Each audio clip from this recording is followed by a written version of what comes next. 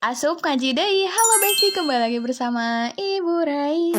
Diawali dengan sasapu di teras luar ya Besti, soalnya teh kararbul pisan jadi sasapu hungkul moal diepel moal. Lanjut, abi teh geus nyuci seragam suami abi Besti, ieu teh digecek we terus dikanu mesin cucikeun jadi ame gancang geuring. Terus teh dipoekeun deh. Oh iya Besti, kan minggu kemarin teh udah ulangan udah beres di Senin sampai Sabtu. Jadi kemarin teh kita teh libur dulu Senin Selasa Rabu teh. Dan poe ayeuna teh poe Kamis Besti udah masuk deui ngaji, tapi kita mah mau pakai buat latihan aja.